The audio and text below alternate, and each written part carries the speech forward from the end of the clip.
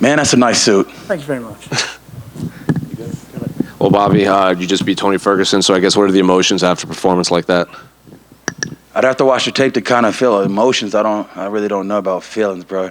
Everybody asks me about my feelings, you know. It's a performance. I felt like I got pissed. I got dropped in the first round, so I had to play catch up. You know, it ended great. It was a great fight. Hopefully I get that 50 G's. Those are the most important to me, is getting my money. Well, in media day, you said you didn't quite know what to expect from Tony in there. So when the fight is playing out, did anything catch you off guard, or did it go according to plan?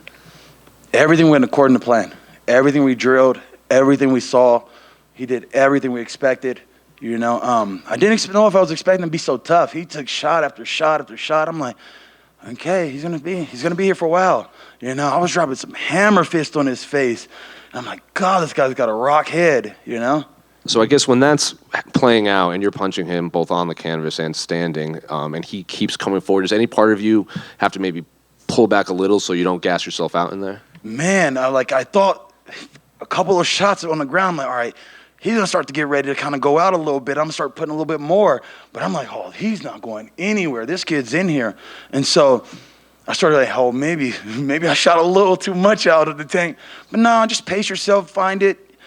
I'm willing to dig deep, you know, and my coach kept telling me, show them how crazy you are.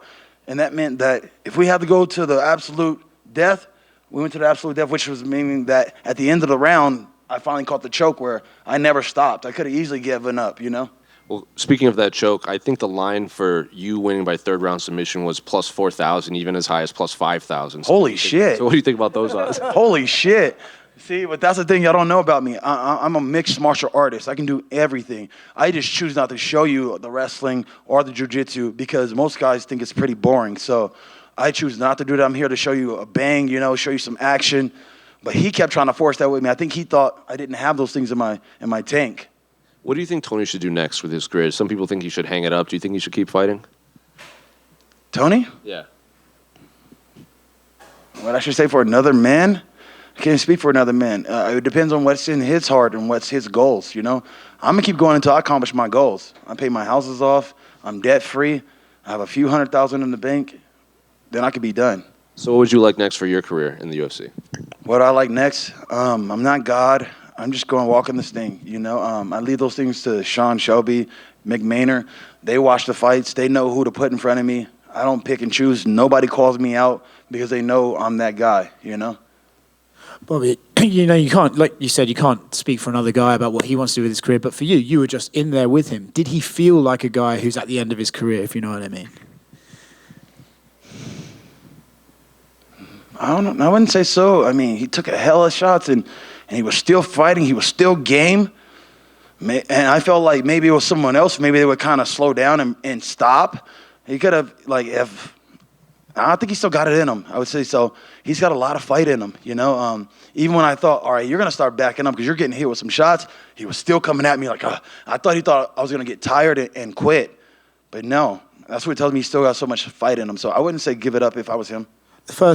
When he knocked you down in the first round, was that because you were off balance, or did he just catch you on the way in, or what happened there? Oh, man, I'd have to watch the tape. Be honest, I felt like it was a good shot, but I didn't feel rocked. I didn't feel hurt or anything like that. Maybe it was a misstep. I don't know. I was like, how did he? But again, it was like, I think I was just adjusting to his reach and his length. He has one of the longest reaches in our division. So I'm like, man, how did he hit me with that stupid punch? I was mad at myself when I'm back to it and I sat down. I was like, that stupid punch. I need to get my head more left and right. I don't know how he called me, but it's just so long that just when you think you're out of range, nope. I was like, oh, great. So I had to double up my input and even it out some, you know, where I could say, all right, now it's even. Yeah. All week long, everyone's talking about, like, oh, Tony does this weird, does that weird. Was there anything he did in the fight that you remember being like, that was weird? He started trying to do his little, he started doing turning, he started doing that little roll, you know? Those are the weird things about him. The way he ducks his head, like one time he ducked and came under and bow, hit me with his head. We hit heads here too. So those were the weird things about him, that head. He'll whip his head and whip his head. I'm like, oh shit, you know? But it happens. You didn't see me just like the Jared Ford. I didn't say, stop the fight. I get hit with a headbutt. Like, I'm cut now, but I didn't stop. The fight just keeps going on, brother. I just told him, I even mentioned to him, hey, watch your head, bro. Let's keep going. It's just what it is. I ask you this after every time you fight, but I saw you talking in there to him. Curious at some of the highlights, some of the things you were saying. I told him watch his head for one. Told him, let's bring that shit, let's go. I started to get my shit going, like, what's up? What's up? You was like, you wanted it, what's up? So I don't know what I said. I got to go back and remember what I was saying. I was saying yes, sir, to my coach, letting him know I'm listening to you guys and what you guys are calling for. I was listening to his corner. I was saying a bunch of stuff. Who knows what I said? I was in the moment. Hey, Bobby. Yesterday at the press conference, or on Thursday at the press conference, he said, he felt fear on you, and then you got into his face, and we were talking shit. Did that get under your skin? Did it get under my skin? Yeah. I don't know about under my skin, but I'm the type of person that, like, when you say these things, I'm sure as hell gonna make you answer them.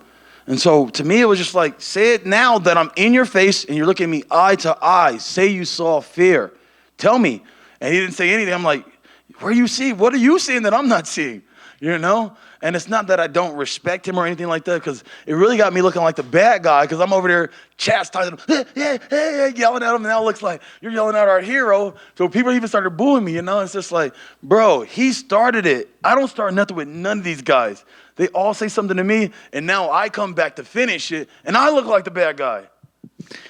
Finally, are you down to fight Jim Miller at UFC 300? Hey, you just nailed it. That is one of my goals. I don't know what it is, bro. I think God's saving that guy. But every time we've been known to fight each other, it's something that happens. I blew my knee once. I may wait on 2 weeks' notice. I make the weight, and after I'm going to see the doctor, I pass out. My lungs fail. My kidney fails. Then I get popped for fucking DHEA for taking a supplement from Walmart that I watched on fucking YouTube. And now I fucked myself for the third time. I'm like, is it just not meant to be? Or is it that God's testing me? It's one of the two. You're going to keep fighting and try to push through this and say, God, I want to keep pushing back, see how bad you want it? Or is it he saying, don't do it. I'm going to keep cursing you every time. I got to go find out the answer. Are you done? Sorry. I might have saw it when he dropped you. It looked like when he threw a punch, he maybe did a little trip at the same time. I don't know if you felt your foot get pulled out. I don't know what happened. I was like, how did he, because I didn't feel like it was a hard shot. Yeah. Trust me, I felt the shot, pal, but it wasn't like I'm rocked. So when I got it, I was like, bro, come on. Like, I am not rocked. Come on. Well, it's interesting when you get in there. It's one thing to watch him on tape and to see these movements and these things. But when you got him in the cage with him, how long did it take you to sort of adjust to his timing and his movements? I think somewhere after that shot, because I watched him all the move, and I'm like, the way he moves, and you see coach, you see that little step he does, and you see how he moves and does that and comes in? Oh, we're going to catch him right here, And so finally I was able to dial it in. Okay, you go left, you come right, then here you come, bow, It just took about that first shot to wake me up and go, all right, pay attention more, keep the gap more. I was too close to him, and I ended up paying for it. Well, speak with that gap. It looked like you were really trying to use the kicks in the midsection to try to keep that distance. Was that part of it too? You were expecting him to I wanted to eat his body up some, eat his body some, but keep the gap and make him make some mistakes coming across that gap. And last for me, there were points in the fight where you could definitely see where the crowd was cheering for Tony, but there was definitely points in the crowd where the crowd was cheering for you. I don't know if you could hear them when they were saying Bobby, Man, Tony and Bobby sound too close. I wasn't sure. I was like, all right, I know for sure I heard Tony, but I'm like, is that Bobby for a second? Because, like, if I hear Bobby, I'll go fucking nuts. But then I wasn't sure because then I think they started battling back. I'm like, I don't know if they're calling for me or him right now, brother. I don't. I just keep fucking fighting, Congrats on the victory. Appreciate you, brother. Bobby in the middle here. I'm Salt Lake City reporter, so I got to ask you. I heard that this is kind of like a home away from home Utah for you. What'd you think about fighting here? Did you feel elevation? And if not, what do you like about this place? Oh, man, I love this place. When I was in Strikeforce, I started training at Jeremy Horn's Elite. At the time, my dad went to prison, and so he was gone for 2 years, and I didn't have a coach. So they sent me out here. I'm in the middle of nowhere. I drove out here too, and I meet this little Mormon chick, and I'm like out here, and I'm like enjoying myself. Like, it's not bad out here, And so I kind of like fell a little bit in love with her, and I started training out here, and it became my home away from home. I come out here, eat sushi with these guys. Jeremy taught me so many different things. Like, I got the chance to work with Matt Hughes. I remember being in a movie theater, me, Matt, Jeremy, and Robbie Lar. And I'm sitting in the back of the car looking at these freaking UFC stars, and I'm like, am I gonna be around? Am I gonna ever be like these guys? So it was my kind of like coming out and feeling like, oh, you're gonna be here to stay type of thing. So Utah's been so precious to me. They've done so much. I came out here for a show to just be in the crowd, and people were calling me. I'm like, man, if I could just give a show in Utah, that'd be amazing. And by the grace of God, here I am. And then elevation, no issue? Like feeling that during the fight? No, not at all. Not at all. Cool. Thank you. Thank you, guys. Thank you so much.